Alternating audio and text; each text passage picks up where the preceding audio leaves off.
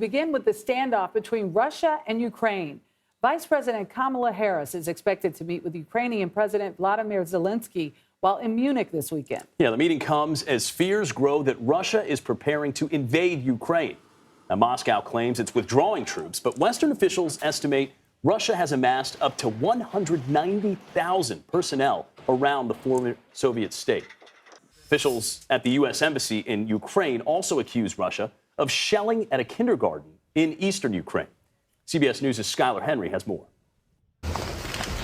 Vice President Kamala Harris is meeting with world leaders in Munich amid growing tensions between Russia and Ukraine. We remain, of course, open to and desirous of diplomacy. We are also committed, if Russia takes aggressive action, to ensuring there will be severe consequence in terms of the economic sanctions we have discussed.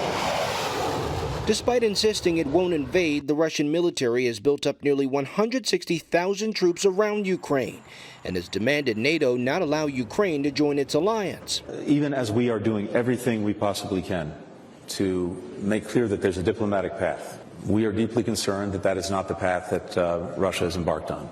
During a trip to Warsaw, Defense Secretary Lloyd Austin said he's seen no sign Russia is pulling back any of its troops and says the country is continuing to prepare for an attack. It includes a number of things in terms of moving closer to the border, dispersal of troops, increasing logistical capabilities.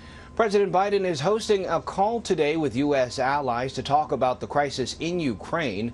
The president has said he believes Russia could invade the country within the next several days. They have not moved any of their troops out. They've moved more troops in. On Thursday, Secretary of State Antony Blinken said Russia could attempt to justify an invasion by staging a smaller attack. It could be a fabricated so-called terrorist bombing inside Russia, the invented discovery of a mass grave, a staged drone strike against civilians, or a fake, even a real attack using chemical weapons. The State Department announced Secretary Blinken and Russian Foreign Minister Sergei Lavrov have agreed to meet somewhere in Europe late next week.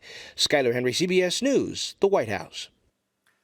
CBS News foreign correspondent Holly Williams joins us with more from Ukraine. Holly, U.S. officials say Russia could have already have a false flag operation underway, and there's possible evidence of that on social media. What evidence are they talking about?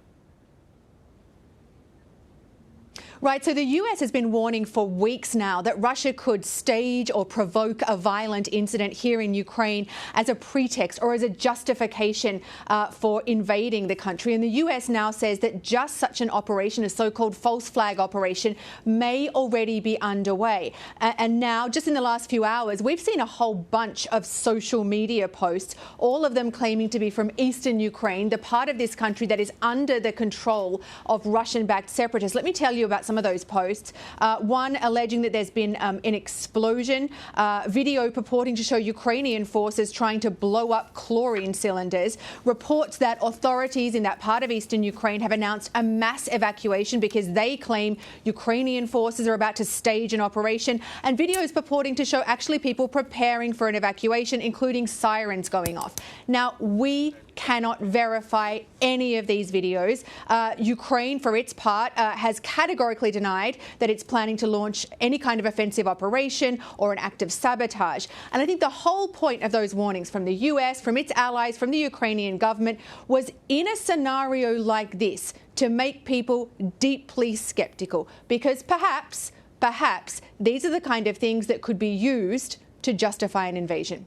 Russian President Vladimir Putin announced he will oversee exercises with nuclear forces tomorrow. So this includes the launching of ballistic and cruise missiles, significant artillery there.